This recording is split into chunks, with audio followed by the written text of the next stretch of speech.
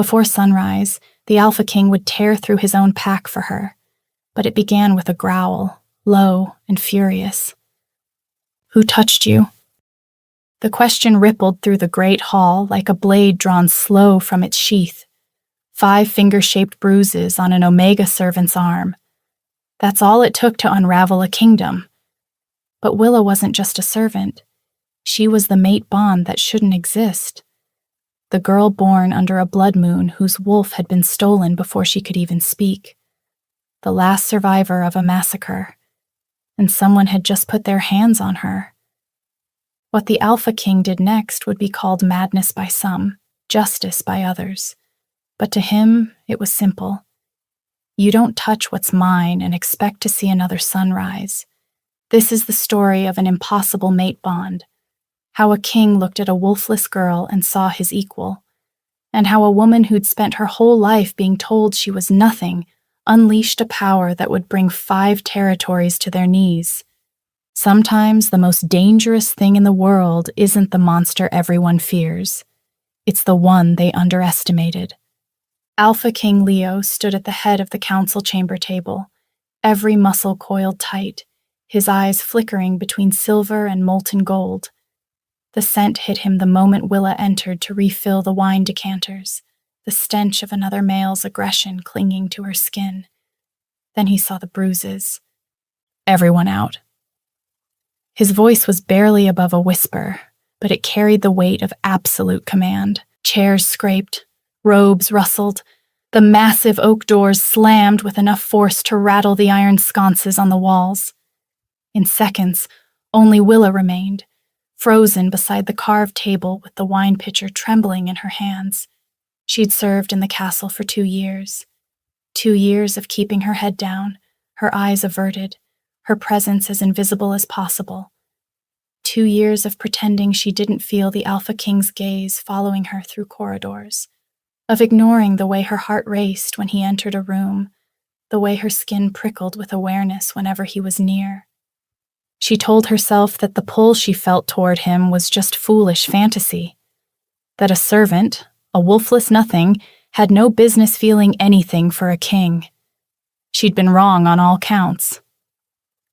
Leo crossed the chamber in 3 strides. His hand shot out, and Willa flinched, an involuntary response that made something dangerous flash across his face. His fingers hovered just above the bruises on her arm, not quite touching. "Who?" The single word came out as a growl that vibrated through her bones. Willa's heart hammered against her ribs. She knew the rules of survival in this castle. Keep quiet, stay small, never draw attention, especially not from him, not from Leo, the Alpha King who'd earned his crown by killing his own father in ritual combat, the wolf who'd united 5 territories through spilled blood and merciless calculation. His mere presence made her feel like she was standing too close to a fire. "It's nothing, Your Majesty. I bruise easily." "Tell me the truth." His voice dropped to something lethal. "I can sense when you're lying." She was terrified, but there was something else happening in this room, something that made her pulse stutter and her skin feel too warm. The most powerful alpha in 5 territories was shaking with barely contained fury.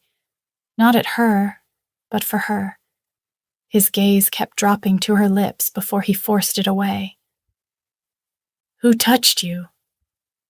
Before we continue, please take 2 seconds to like this video. It tells me you want more stories like this.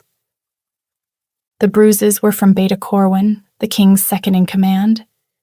He'd cornered her in the kitchens last night, his breath reeking of ale and entitlement. His fingers had dug into her arm when she tried to slip past him, hard enough to make her gasp. "You think you're special because he looks at you," Corwin had hissed in her ear. "You're nothing, wolfless trash, and soon you'll be gone."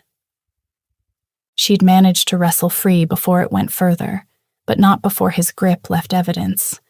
Not before his words burrowed under her skin like splinters. But she couldn't tell the Alpha King that. Beta Corwin was his most trusted advisor, his childhood friend, a wolf of high standing who'd fought beside him in a dozen battles. She was a servant who should have presented her wolf at 18. She was 22 now, and still nothing came. "I fell," she whispered, the lie tasting like ash on her tongue. Leo went very, very still, the kind of stillness that preceded violence in nature, the moment before avalanches broke loose from mountains. His hand caught her wrist, so fast she didn't see him move, only registered the sudden warmth of his fingers against her skin. The touch sent electricity racing up her arm. Willa's breath caught, and she saw his nostrils flare slightly, scenting her reaction, reading her body the way only wolves could. For a heartbeat, something tender flickered in his eyes. Then it was gone, buried beneath concern as he raised her arm between them, studying the bruises with an intensity that made her skin prickle. 5 distinct marks. Finger-shaped, deliberate. His thumb rested against her inner wrist, right over her racing pulse, and she wondered if he could feel how her heart was trying to break free of her ribs. What he did next stopped her heart. He leaned in and inhaled, his nose hovering just above her damaged skin. His eyes slid closed. His jaw clenched so hard she heard his teeth grind. When he opened his eyes again, they were pure gold. No silver left, just wolf. "You smell like Beta Corwin," he said softly, each word precise and deadly. Willa's stomach dropped. Wolves could track scent like humans could follow a map, reading layers of information invisible to anyone else. She'd forgotten that. "Your Majesty, please." "Did he hurt you?" Leo's thumb brushed across her inner wrist. "Did he touch you anywhere else?" The tenderness now in his voice was somehow more frightening than his rage. She didn't understand it. Didn't understand why he cared, why his hands were shaking, why he was looking at her like she was something precious instead of a disposable servant. "Just my arm," she managed. It was nothing. He'd been drinking. I'm sure he didn't mean." Leo released her wrist and stepped back, running both hands through his dark hair. He looked like he was struggling to think past the fury that was clearly consuming him. "How long have you worked in this castle, Willa?" The sound of her name in his mouth sent a shiver down her spine. He'd never used it before. In 2 years, he'd barely spoken to her directly, just clipped orders, dismissive nods. 2 years, Your Majesty." 2 years, he repeated, his voice rough. "And in that time, has Corwin touched you before?" She hesitated for a beat, which was answer enough. Something in Leo's expression shuddered, went cold and calculating. When he spoke again, his voice had gone low and quiet, which was somehow more intimidating than the rage. "Stay here. Don't speak to anyone." He strode toward the door with predatory grace. "I'm going to have a conversation with my beta." "Your Majesty, please!" Willa took a step forward, panic rising in her throat. "Please don't. He'll deny it. And I'm nobody. This will only cause problems for you." Leo stopped with his hand on the door, turned to look at her over his shoulder. "You're not nobody, Willa." The way he said it, like a vow, like a promise, made her breath catch. "You've never been nobody, not to me." Then he was gone, the door slamming behind him with enough force to shake dust from the ancient rafters. Willa stood alone in the council chamber, her wrist still tingling where he'd touched her, her mind reeling. Nothing about this made sense. Alphas didn't rage over bruises on an Omega's arm, especially not for someone wolfless, someone who'd be dismissed from service within the year once they finally realized she'd never shift. She'd been aware of him from the start. How could she not be? Leo was impossible to ignore, a gravitational force that pulled attention whether he wanted it or not. But she'd convinced herself the awareness was one-sided, that the moments when she'd catch him watching her were coincidence. Her hand drifted to her own wrist, to the place where his thumb had brushed her pulse point. Her skin felt hot there, electric, like something had passed between them in that touch. Outside the council chamber, she heard boots on marble, raised voices. Then Leo's voice, low and lethal. "Bring me Beta Corwin. Now." Willa pressed her hands over her mouth, trying to slow her racing heart, trying to understand what was happening, trying not to think about the way Leo had looked at her bruises like they were wounds on his own flesh. The throne room was built to intimidate, vaulted ceilings that soared 3 stories high, massive pillars carved from black stone, windows of colored glass that cast blood-red light across the floor. And at the center, raised on a dais of polished granite, the throne itself, made from the swords of defeated enemies, a brutal reminder of how Leo had claimed his crown. Beta Corwin entered with the confidence of a man who'd never had to fear consequences. He was tall, broad-shouldered, with the easy swagger of a wolf who'd been given power young and wielded it without question. He'd been Leo's father's favorite, back when the old king still ruled, had transitioned smoothly into serving the son, always with that knowing smirk that suggested he remembered Leo as a boy. That smirk was firmly in place now as he approached the throne. "Your Majesty, I came as quickly as I could, though I must say, pulling me from the Border Patrol for an emergency summons is unusual. Has something happened?" Leo sat motionless on his throne, one leg crossed over the other, his posture deceptively relaxed. 4 of his personal guards flanked the dais, wolves loyal to him alone, not the old regime. The throne room doors had been sealed. "Tell me about last night," Leo said quietly. Corwin's brow furrowed. "Last night? Your Majesty, you'll have to be more specific. I attended the evening meal, reviewed the patrol reports, had a few drinks in the officers' mess." "The kitchens?" There was the slightest pause, the briefest flicker of something in Corwin's eyes. "The kitchens? I may have passed through to grab some food. Why?" "You interacted with one of the servants, a girl named Willa." "Did I?" Corwin's expression remained neutral, but Leo could smell it now, the first sour note of deception creeping into his scent. "I'm afraid I don't recall. The castle has dozens of servants, Your Majesty. Surely you don't expect me to remember each one I pass in the halls." Leo's fingers tightened on the armrest. The metal groaned under the pressure. "Let me refresh your memory. She's about this tall." He gestured. "Dark hair, amber eyes. You grabbed her, left bruises on her arm." Corwin had the audacity to laugh. "Your Majesty, with all due respect, if this is about some servant girl claiming impropriety, they're always looking for attention, trying to climb above their station. She probably bruised herself and blamed it on." Leo moved swiftly. One moment he was seated on his throne.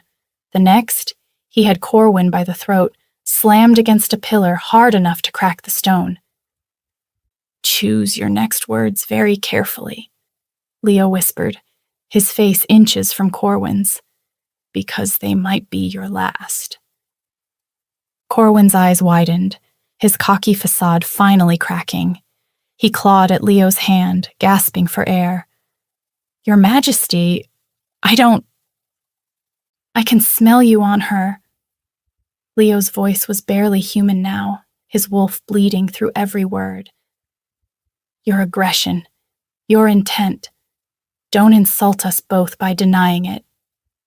He released Corwin just enough for the beta to suck in a ragged breath. It was nothing, Corwin wheezed.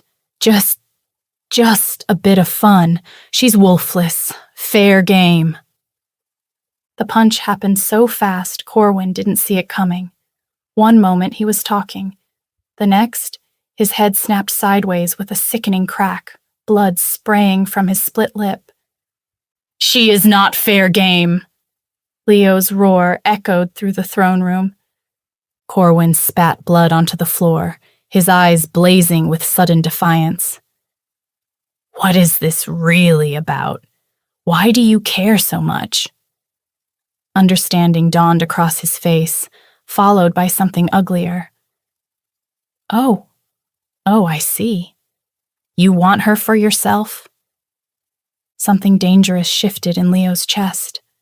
For months, he'd been telling himself the pull toward Willa was manageable, controllable, that he could satisfy his wolf by simply being near her occasionally, catching her scent in the corridors, watching her move through her duties with unconscious grace, listening to her hum those old songs his mother used to sing. He'd convinced himself it was enough. Then Corwin had put his hands on her, and Leo had learned exactly how much of a lie that was, because the rage currently threatening to tear him apart wasn't rational or measured or kingly. It was primal, possessive. Mine, his wolf snarled. Ours. He touched what's ours. But she wasn't his. The bond made no sense.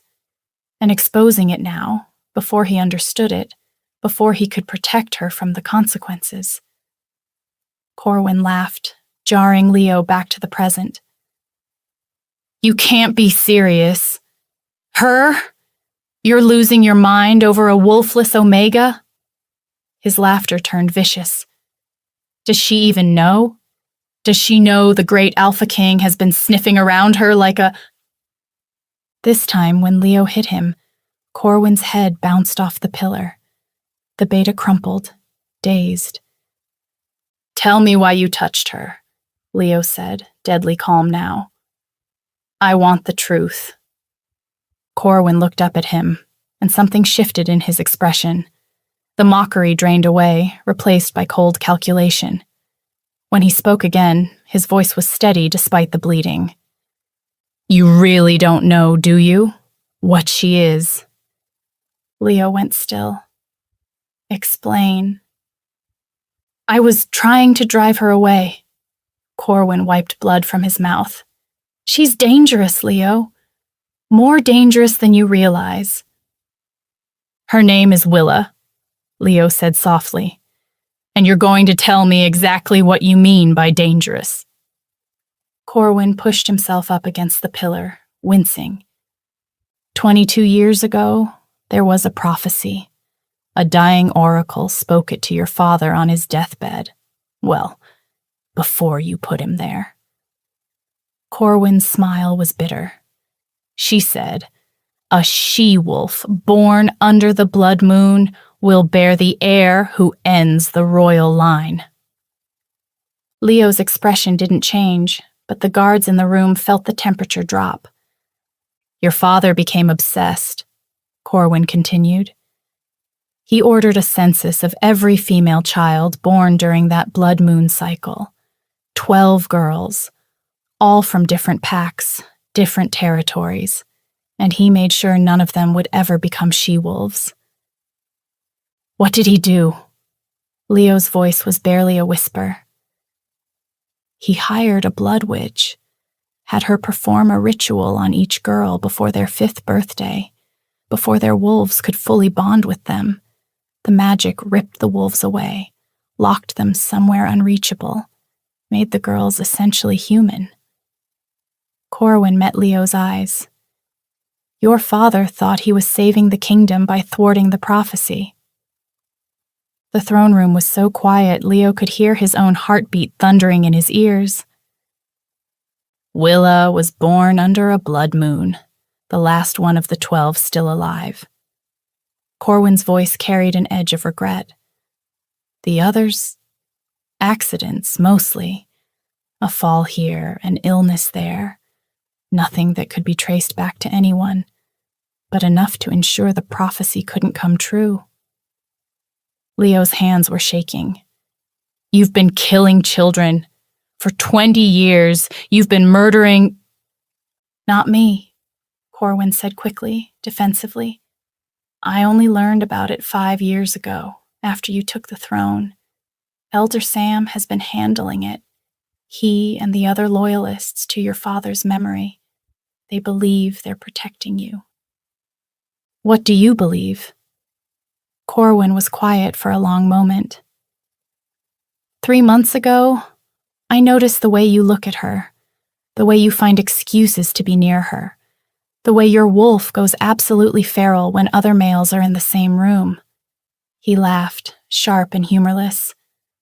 I believe you're feeling a mate bond with a wolfless girl, which should be impossible. And I believe that if you claim her, if you make her queen, you activate the very prophecy your father died trying to prevent.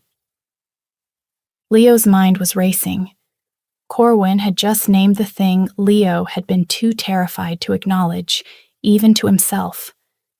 The thing that had been driving him slowly insane. This inexplicable, undeniable pull toward a servant girl who should have meant nothing to him. Mate bonds don't form without wolves, Leo said, but even he could hear the weakness in his argument. Exactly, which means either the bond is fake, some kind of magical manipulation, or— Corwin trailed off meaningfully. Or her wolf is still there, just locked away. And if her wolf comes back, if she becomes a full she-wolf, if she bears your heir— Corwin spread his hands. The prophecy comes true. The royal line ends. Everything you've built, everything you fought for, destroyed by some cosmic joke. Leo turned away, grappling with a fury so profound it threatened to consume him. His father had tortured 12 children to prevent a prophecy, and in doing so, had nearly destroyed the one thing Leo had been searching for his entire life before he'd ever had the chance to find her. Last night, Leo said, his back still to Corwin, when you grabbed her, that wasn't just about driving her away, was it? You were testing me, Leo continued, seeing if I'd react, confirming the bond. Yes, Corwin admitted, and you just confirmed everything. The way you're ready to tear me apart. That's not how you react to someone hurting a random servant. It's how you react to someone hurting your mate. Leo turned back slowly. So what happens now? You and Sam and your little conspiracy try to kill her? Finish what my father started? I don't know, Corwin said, and for the first time he sounded genuinely uncertain. That's why I'm telling you this, because you need to understand what's at stake. If you claim her, Leo, you're not just making a personal choice. You're gambling with the entire kingdom. And if I don't claim her, then you live with a half bond for the rest of your life, slowly going mad as your wolf tears you apart from the inside. And Sam eventually arranges an accident for the girl anyway, just to be safe. Corwin's expression was almost sympathetic. There's no good option here. Your father made sure of that. Leo stared at his beta, his childhood friend, the wolf who'd fought beside him, who'd helped him overthrow a tyrant, and saw clearly for the first time the rot that had been festering in his court. You're right, Leo said quietly. There's no good option. So I'm going to make a bad one. He gestured to the guards. Chain him, Silver, and bring me Elder Sam and anyone else involved in this conspiracy. I want every name. Corwin's eyes widened. Leo, if you expose this, the pack will fracture. Half of them still believe in your father's vision, still think the prophecy. Then let them believe, Leo said, his voice like iron. And let them challenge me if they disagree, but I will not. His voice cracked slightly.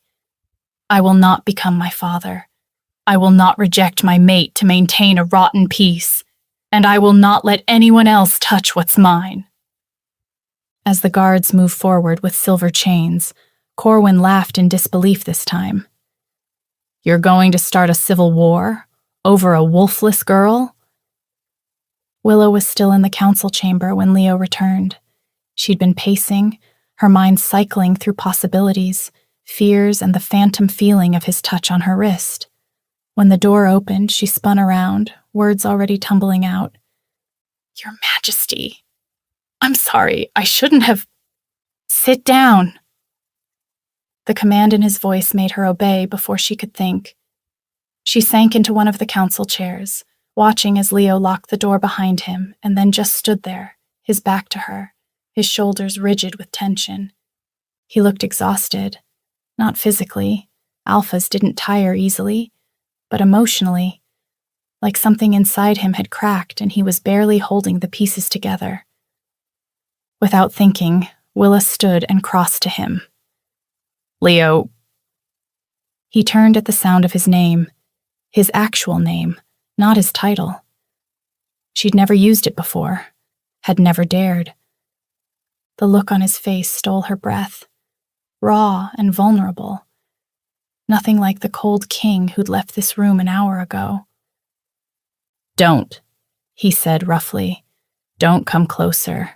Not yet. Not until I. He dragged a hand through his hair, the gesture achingly human. There are things I need to tell you, things that are going to change everything, and I need you to understand them before we. He couldn't seem to finish the sentence. Willa's heart was pounding so hard she could hear it. The space between them felt impossible. Too much distance and not nearly enough all at once. She could smell him from here, pine and smoke and something darker, something that made her wolfless instincts scream with recognition. Then tell me, she said softly. Leo's eyes traced her face like he was memorizing it, like he thought she might disappear. When I'm done, you're going to make a choice, the most important choice of your life. I don't understand, she whispered. That's why I need you to listen. He crossed to the window, staring out at the mountains beyond. The late afternoon sun cast harsh shadows across his face, making him look older, wearier. 22 years ago, Leo began, my father received a prophecy. He became obsessed with preventing it. So obsessed that he committed an atrocity, hired a blood witch to steal the wolves from 12 infant girls who were born under a blood moon. Willa froze. You were one of those girls, Willa. Your wolf didn't fail to appear. It was stolen from you before you ever had a chance to know it. His words hit her like physical blows. Stolen. Not broken. How do you know? Corwin just confessed. He's been part of a conspiracy to eliminate all 12 girls, to ensure the prophecy couldn't come true. Leo's hands clenched into fists. You're the last one alive. Willa couldn't breathe. 22 years of shame, of feeling incomplete, of thinking something was wrong with her. It was all misplaced. Why are you telling me this? Her voice sounded distant, strange. Leo turned from the window, crossed the room until he was standing directly in front of her chair. Then slowly, he knelt so they were at eye level. He took a breath. For the past 3 months, I've been feeling something I thought was impossible. A mate bond. With you. Mate bonds don't form with humans. They require 2 wolves recognizing each other on a primal level. But I feel it anyway. This pull, this need, this absolute certainty that you're mine and I'm yours. His voice was raw, stripped of all pretense. I've been going mad trying to understand it, trying to fight it, trying to convince myself I was imagining things. That's impossible, Willa whispered. I don't have a wolf. We can't be. I know, which means either the bond is fake or... He reached out slowly, giving her time to pull away. When she didn't, his hand cupped her cheek. Or your wolf is still there, Willa, locked away by magic, but still part of your soul, still calling to mine. Willa closed her eyes, leaning into his touch without meaning to, and felt it. That thing she'd been trying to deny for 2 years. The way every cell in her body came alive when he was near. The way his scent made her feel safe and terrified and desperate all at once. What's the exact prophecy? She asked, opening her eyes. Leo's jaw tightened. A she-wolf born under the blood moon will bear the heir who ends the royal line. Oh, Willa understood now. Understood the fear in Corwin's eyes, even as he bruised her arm. So if the bond is real, if my wolf comes back, if we have a child, the prophecy activates. My line ends. They stared at each other. The enormity of it settled between them. You should reject the bond, Willa said finally. Walk away. Find someone suitable. Someone who won't destroy everything you've built. I thought about that. Leo closed the distance between them, slowly, giving her time to retreat if she wanted. When she didn't move, when she just stood there looking up at him with those amber eyes that had haunted his dreams for months, he reached out. His hand cupped her cheek, thumb brushing across her cheekbone with a gentleness that seemed impossible from someone so dangerous. The touch was electric, inevitable, like their skin had been waiting for this contact. Willa's breath hitched. She leaned into his palm without meaning to, and Leo's eyes darkened. For about 3 seconds, I considered walking away, he continued, his voice rough. Then I realized something. My father chose duty over his mate, chose protecting his line over love, and it turned him into a monster who would torture children. His other hand came up, framing her face, tilting it up toward his. They were so close now, she could feel his breath against her lips. I will not be like him, Leo said, each word a vow. I don't care what the prophecy says. I choose you, Willa. I choose this bond. I choose whatever future we can build together, even if it means my line ends with our child. Willa's throat tightened. Leo, but I need you to choose too, he said gently. Because claiming this bond publicly means war. Half my pack still believes in my father's vision. They'll revolt when they find out about you, about what you represent. People will die, the kingdom might fracture, and you'll be at the center of it all, a target. You're giving me an out, Willa realized. I'm giving you a choice. I can exile you right now with enough gold to live comfortably anywhere in the world. You'd be safe. Free. You could build a life without this hanging over you. His hand slid from her cheek to rest against her throat, over her racing pulse. Or you can stay. Let me claim you as my mate. Face whatever comes together. Willa's mind whirled. A week ago, she'd been nobody. A servant girl with no prospects, no future, nothing but shame over the wolf that never came. Now she was being offered a choice between safety and a mate bond with a king, between freedom and a prophecy that promised destruction. It should have been an easy choice. Take the smart choice, Willa, she told herself. But her skin was burning where he touched her. Her heart was racing with a certainty she didn't have words for, that walking away from this would hollow her out, leave her half alive. And she'd already spent 22 years small and silent and ashamed. She was ready to turn the page.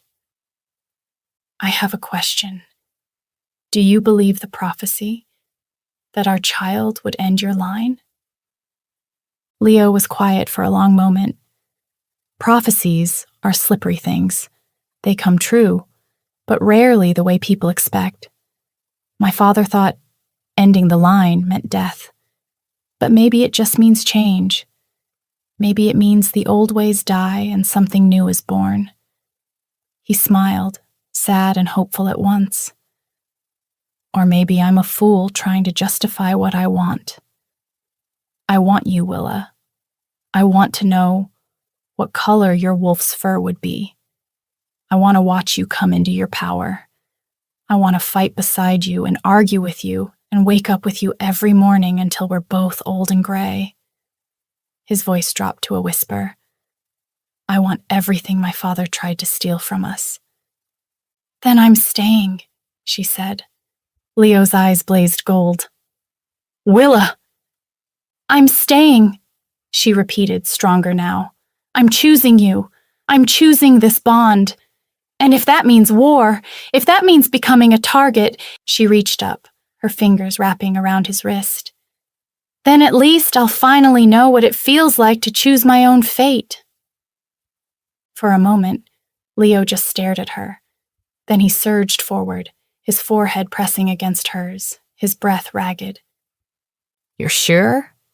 Once I claim you, I can't let you go. My wolf won't allow it. I'm sure.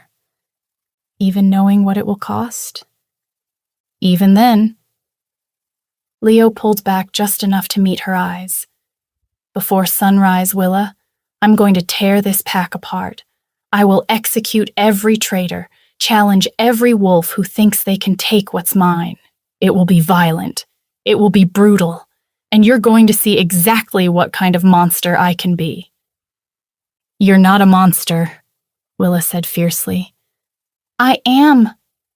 Leo's smile was bitter, self-aware. I've killed more men than I can count, ordered executions without losing sleep, used fear as a weapon to keep this pack in line because it was the only language my father's court understood. His thumb traced her jaw. I'm ruthless and calculating, and I've done things that would make you flinch if you knew the details. He leaned closer, his forehead nearly touching hers. But with you, his voice dropped to something raw. With you, I want to be different, better. Not because I think I can erase what I've done, but because you make me remember there's supposed to be a reason for the violence, a purpose beyond just holding power. His eyes searched hers. So no, I'm not a good man, but maybe I can be your monster. The kind that destroys anything that tries to hurt you and builds something worth protecting in the ashes. Then he kissed her. It wasn't the fairy tale first kiss she'd once imagined as a girl. It was desperate and claiming and fierce. A promise, a threat, and a plea all at once. His hand tangled in her hair, angling her head back as he deepened the kiss, and Willa felt something inside her chest crack open. The bond. It snapped into place like a thunderclap, like destiny, like coming home after a lifetime of wandering. She gasped against his mouth, and Leo growled, a sound that rumbled through his chest and into hers. Mine, he breathed against her lips. Yours, she agreed, and felt the truth of it settle into her bones. When they finally broke apart, both breathing hard, Leo rested his forehead against hers again. There's one more thing, he said quietly. The claiming bite. When I give it to you, when I mark you as mine, there's a chance it might break the witch's spell. Your wolf might come back. Willa's hand drifted to her throat. Will it hurt? Yes, but I'll be here. I'll hold you through it. She nodded slowly, then tilted her head, exposing the curve of her neck. An offering, a choice. Do it, she whispered. I want to know. I want to meet my wolf. Leo's control finally shattered. His eyes flashed full gold, his canines lengthened, and he struck, fast and precise and absolutely possessive. His teeth sank into the junction of her neck and shoulder, marking her, claiming her, binding them together in a way that could never be undone. The pain was sharp and bright and immediately followed by something else. A warmth that spread from the bite mark through her entire body. And then, fire! Willa screamed. It felt like something was tearing its way out of her chest, clawing through layers of denial and stolen years. Leo held her through it, his arms steel bands around her shaking body, his voice a constant murmur of comfort and encouragement. I'm here. I've got you. Let it happen. Let her come back. And she did. 22 years of suppressed instinct came roaring back all at once. Willa felt her wolf surge to the surface, not a shift, not yet, but a presence, a consciousness, a part of herself she'd been missing her entire life, suddenly furious and alive. When the fire finally faded, Willa slumped against Leo, gasping. Her skin was hypersensitive. Her senses were screaming. She could hear heartbeats 3 rooms away, could smell the different guards stationed throughout the castle, could feel the vibration of footsteps on stone. Willa? Leo's voice was tight with concern. Talk to me. She looked up at him, and she knew her eyes were different, could feel them glowing amber gold. I can feel her, Willa breathed, her voice shaking with something between wonder and grief. My wolf! She's... Her hand pressed against her chest. She's been clawing at the inside of a cage I didn't even know existed. I know, love. He pressed kisses to her temple, her cheek, her jaw. But she's back now. You're whole now. Willa touched the mark on her neck, already healing, but it would scar, would always be visible. A declaration to every wolf who saw it, claimed, mated, his. What happens now? She asked. Leo's expression hardened. Now I burn down everyone who tried to hurt you. The emergency pack assembly was called for dawn.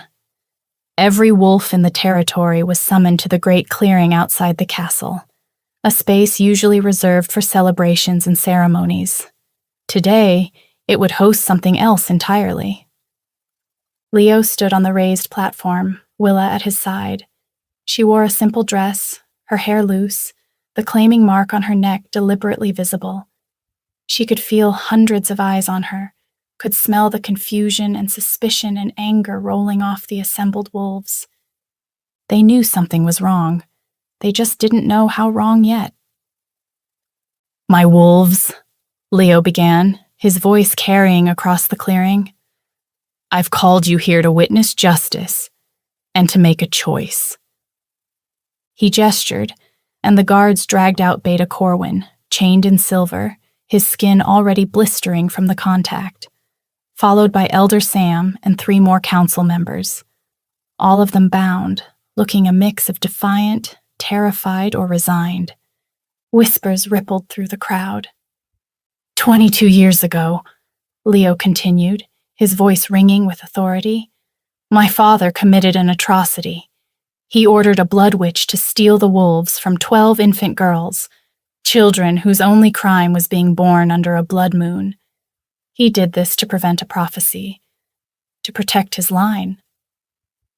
The whispers grew louder, shocked, disbelieving.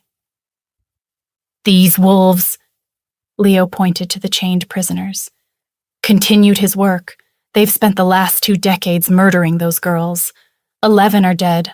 Only 1 survived. He turned to Willa, his hand finding hers. Shouts of protest, gasps of shock, roars of anger. Leo let it build for a moment, then his own roar cut through the chaos, an alpha command that forced every wolf present into silence. I know what some of you are thinking. The prophecy, the danger. Why would I risk everything for 1 woman? His eyes swept the crowd. I'll tell you why. Because my father's fear turned him into a monster. Because choosing duty over love, prophecy over compassion, created the exact evil he was trying to prevent. He stepped forward, his presence dominating the space. So, here's the choice I spoke of. You can accept Willa as your queen. Accept that the old ways, the ways that justified torturing children, are over. Accept that I will not become my father. His voice dropped, becoming lethal. Or you can challenge me, right here, right now, and I will show you exactly why I earned this crown in blood. Elder Sam's laugh broke the hushed silence. You're a fool. You think you're different from your father? You're doing exactly what he did, choosing personal desire over the good of the pack. That prophecy will come true. Your heir will end us all. Maybe, Leo agreed. Or maybe the prophecy means something different than fear tells us. Maybe ending the line means ending the cycle of tyranny that's poisoned this pack for generations. He unsheathed a blade, silver glinting in the early dawn light. But we'll never know unless we're brave enough to find out. I challenge! The shout came from the crowd. A large wolf, one of Sam's supporters, stepped forward. I challenge for the right to lead this pack away from madness. Accepted. Leo's smile was cold. Anyone else? 2 more wolves stepped forward, then another. 5 total. All of them believing they could take down a king. Willa, Leo said softly, not taking his eyes off his challengers. Stand with my guards. Don't watch if it gets too... No, I'm staying. Her voice was steady. I chose this. I'll witness it. Pride flashed across his face. Then he turned to his challengers, and the king disappeared. In his place stood the weapon his father had forged, brutal, efficient, lethal. The first fight lasted less than a minute. Leo moved with a speed that defied logic, using his blade more like an extension of his body than a weapon. The challenger went down with a sword through his chest, dead before he hit the ground. The second challenger shifted mid-fight, a massive gray wolf that lunged for Leo's throat. Leo shifted in response, his own wolf larger, darker, alpha dominance radiating from every line of his body. When it was over, the challenger's throat had been torn out. Blood soaked into the earth. The crowd watched in horrified silence. The third and fourth challengers attacked together, trying to overwhelm him with numbers. It didn't matter. Leo was a force of nature, claws and teeth and ruthless precision. He didn't just defeat them. He destroyed them, made examples of each one. By the time the fifth challenger stepped up, he was already backing away, submission clear in his posture. Anyone else? Leo called out, his voice rough from his partial shift. His eyes were full gold. No one moved. Then kneel, he commanded. Kneel for your king and for your queen. Slowly, like a wave spreading across the clearing, the pack dropped to their knees, some reluctant, some relieved, all of them submitting to the undeniable truth. Leo was alpha, and anyone who challenged that would die. But not everyone knelt. Elder Sam remained standing, even in his silver chains. This isn't over, he hissed. The prophecy will be fulfilled or won't, Leo interrupted, stalking toward him. But you won't be alive to see it either way. He raised his blade. Wait. Willa's voice cut through the dawn. She stepped forward, her hand on Leo's arm. Let me... Leo's eyes widened. Willa. He was part of the conspiracy that stole my wolf and murdered 11 girls. Her voice was steel. I have the right. For a moment, Leo just looked at her in surprise. Then slowly, he handed her the blade. Willa stood before Elder Sam, the sword heavy in her inexperienced hands. She could feel her wolf howling inside her, demanding vengeance, demanding blood, but she was still human enough to hesitate, still uncertain. "You don't have the stomach for it," Sam sneered.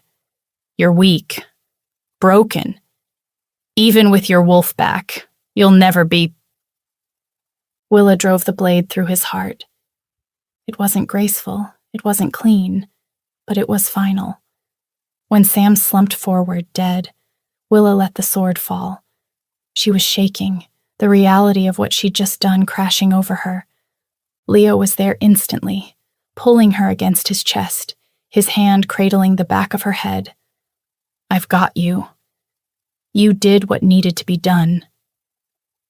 He turned back to the assembled pack, his arm around Willa's shoulders, claiming her, protecting her, presenting her as his equal. "The conspirators will be executed by sunset," he announced. "Any wolf who supported them has until noon to leave my territory peacefully. After that, you're considered an enemy." His voice softened slightly. "For those who choose to stay, welcome the dawn of something new. A pack where strength doesn't mean cruelty, where prophecy doesn't dictate fear, where even the wolfless can become queens." The sun finally crested the mountains, bathing the clearing in gold light, and as it did, the remaining wolves began to howl. Some in mourning, some in celebration, all of them acknowledging the shift. The old order had died. Something new was being born. 3 hours later, Willa stood in Leo's private chambers, washing blood from her hands in a basin of warm water. The mark on her neck throbbed, a constant reminder of the bond, of her choice, of everything that had changed. Leo entered quietly, having dealt with the last of the logistics, the executions, the exiles, the wolves who'd chosen to stay and those who'd chosen to leave. Nearly a quarter of the pack had fled rather than accept her as queen. The rest remained, wary but willing. "How are you?" he asked, coming up behind her. "I don't know," Willa admitted. She stared at her reflection in the water, same face but different eyes, wolf eyes. "Everything feels too big, too fast. Yesterday I was a servant. Today I'm a queen who killed a man. You're also a woman who survived years of having her soul torn apart." Leo's hands settled on her shoulders. A woman who chose love over safety. A woman strong enough to face her own destiny. He turned her to face him. "You're allowed to be overwhelmed, uncertain, but you should never doubt yourself. Not anymore." Willa looked up at him, this king who'd destroyed his own pack for her, who'd chosen her over prophecy and tradition and fear. What if they're right? What if the prophecy— He cupped her face in his hands. "Willa, I don't care if our child ends my line. I don't care if loving you means giving up my crown. Because what's the point of ruling a kingdom if I lose my mate in the process? Your father—" "My father was terrified of losing power, so terrified that he became the very thing worth fearing."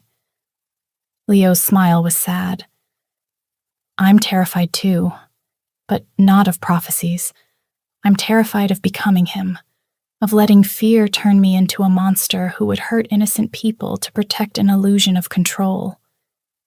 He kissed her forehead, soft and reverent. "You're my salvation, Willa, not my destruction. And I'll prove it every day for the rest of our lives." Willa felt tears prick her eyes from the overwhelming sense that for the first time in her life, she was exactly where she was meant to be. "I can still feel her," she whispered. "My wolf is restless. Can we run together?" Leo's eyes gleamed with a boyish sense of mischief. They shifted together in the forest beyond the castle, her for the first time in her life, him beside her as he'd always been meant to be. Willa's wolf was smaller than his, russet red with amber eyes, quick and fierce and finally finally free. They ran until the sun reached its peak, ran until her muscles ached and her lungs burned and her wolf sang with joy. And when they finally stopped by a stream, both panting and exhausted, Leo shifted back first. "Beautiful," he said, his voice full of wonder as he watched her shift back as well. "Your wolf is beautiful." Willa looked down at her hands, still tingling with the memory of claws. Leo pulled her close, both of them bare and uncaring in the forest. "You'll never lose her again. I promise you that." They stayed there by the stream as afternoon faded into evening, talking about everything. About the prophecy and what it might mean. About the pack and how to rebuild trust. About the future they were choosing together despite all the reasons they shouldn't. "Do you think we'll have children?" Willa asked at one point, her head resting on his chest. "Maybe, if we're blessed." Leo's hand traced idle patterns on her back. "And if we do, if the prophecy comes true and they end my line, then I hope they build something better, something worth ending a dynasty for. That's not how most kings think." "I'm not most kings, I'm yours." He tilted her chin up, his eyes serious. As the sun set and the first stars appeared, they made their way back to the castle, to a pack that was fractured but healing, to a throne that felt different now, less like a burden, more like a promise. That night, Leo marked her again, not with teeth this time, but with words whispered against her skin. Promises of protection and partnership, and a love that would outlast any prophecy. Willa marked him back, not with a bite. She didn't have that right yet, not until their bond was fully sealed, but with a choice. The choice to stay, to fight, to build something new from the ashes of the old. "What do you think the prophecy really means?" she asked much later, lying tangled in silk sheets, his heartbeat steady beneath her ear. "I think," Leo said slowly, "that ending a line doesn't have to mean destruction. Sometimes it means transformation.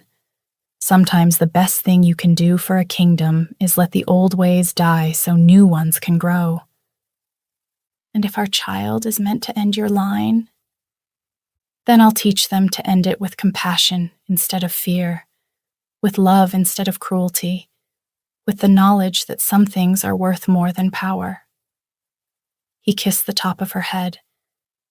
"I'll teach them what you taught me." "What's that?" she asked with a knowing smile. "That the most powerful bonds are the ones we choose freely, and that loving someone enough to risk everything for them isn't weakness. It's the only kind of strength that matters." Willa smiled against his chest. Outside, the moon rose full and bright over the castle. Inside, two people who shouldn't exist. A wolf who'd torn apart his pack and a girl who'd had her soul stolen, built something new from the ruins. A bond, a choice. Younger wolves, wolves who'd earned their positions through merit rather than lineage. And at the head of the table, where Leo sat with Willa at his right hand, the dynamics had shifted completely. "The Southern Territories are requesting an alliance," one of the new council members reported. "They've heard about the reforms, about the protections for Omegas. They want to implement similar changes." "Granted," Leo said. "Send advisors to help with the transition." Willa made a note, her role as queen finally feeling natural rather than terrifying. She'd spent the last few months learning statecraft, combat, pack dynamics, everything she'd need to lead beside Leo rather than behind him. Her wolf had fully integrated, growing stronger every day. And she'd learned something disturbing about the magic that had stolen her wolf. It hadn't just locked it away, it had been feeding on it, slowly siphoning her power to sustain the spell itself. 12 wolves, 12 sources of stolen magic, all of it flowing into a single focal point, buried deep beneath the castle. A bloodstone altar, black and pulsing with corrupted magic, the anchor point for the witch's spell. As long as it existed, the stolen wolves remained trapped. And worse, it had been subtly influencing the castle itself, amplifying the worst impulses of anyone who spent time near it.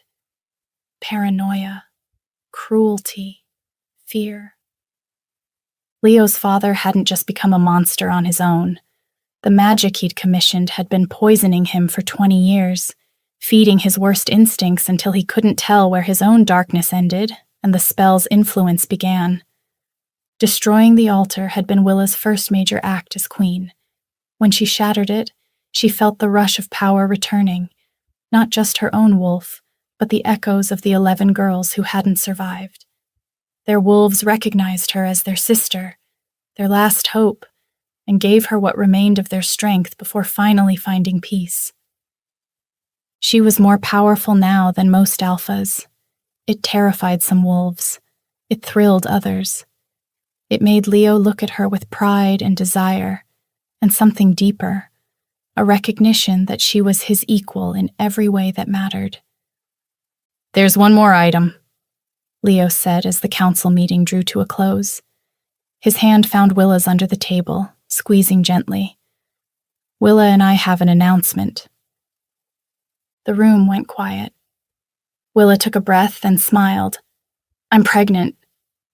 The reaction was immediate. Congratulations from some, fear from others. Everyone was thinking the same thing. The prophecy. "We know what you're thinking," Leo said calmly, "and we've made our peace with it. Whatever this child is meant to do, whatever the prophecy means, we'll face it as a family, as a pack, as people who choose love over fear." One of the older council members, a wolf who'd stayed despite his reservations, spoke up hesitantly. "Your Majesty, I mean no disrespect, but the heir who ends the line will probably just change everything we think we know about ruling," Willa interrupted gently. "Think about it. Every prophecy my father-in-law tried to prevent came true anyway, just not how he expected. He tried to prevent a she-wolf from bearing an heir, and created the exact circumstances that brought Leo and me together. He tried to protect his line, and created a king who values justice over dynasty." She stood, her hand resting on her still flat stomach. "So, yes, our child might end the royal line, but maybe that's not a tragedy. Maybe that's the point. Maybe it's time to stop thinking of kingdoms as things that need to last forever and start thinking of them as things that need to evolve." Silence. Then, slowly, one of the younger wolves began to nod, then another. "Besides," Leo added with a slight smile, "if our child does end my line, I'll consider it an honor, because it means they'll be strong enough, brave enough, and wise enough to build something better." The council adjourned shortly after. As wolves filed out, Willa caught Leo's hand, pulling him back. "You really meant that?" she asked. "About considering it an honor?" "Every word." He placed his hand over hers on her stomach. "I spent my whole life being told I needed to preserve my father's legacy, but his legacy was poison. If our child ends it, then good. Let them build something worth preserving instead." Willa leaned into him, feeling the steady strength of him, the absolute certainty of their bond. "I love you. Even when you're being dramatically philosophical. I love you too, even when you're challenging my pronouncements in front of the council." They laughed, the sound echoing in the empty chamber. Outside, the pack was growing, changing, healing. Not everyone had stayed, but those who remained were building something unprecedented, a pack where power came with responsibility, where strength meant protection rather than domination, where even prophecies could be rewritten. That night, as they lay in bed with Willa's head on Leo's chest and his hands splayed protectively over their child, she asked one last question. Are you afraid of what's coming? Leo was quiet for a long moment. Terrified, he finally admitted, but not of the prophecy. I'm afraid of failing this child the way my father failed me, afraid of not being enough. You're already enough, Willa said fiercely. You chose love. You chose change. That's all any child could ask for. She tilted her head to look at him. Besides, ending a line doesn't mean ending a love. Whatever happens, Leo, we'll have this. We'll have each other. And that's enough to build a kingdom on. He kissed her then, soft and reverent and full of promise. And as the moon rose over the castle, two people who'd rewritten their destinies drifted to sleep, their child growing between them like a seed of hope in ashes. Thank you so much for listening to my story. Where are you listening from? Let's meet in the comments. I love hearing your thoughts, and if you'd like to support me, please subscribe. It's free, and it helps more people hear these stories.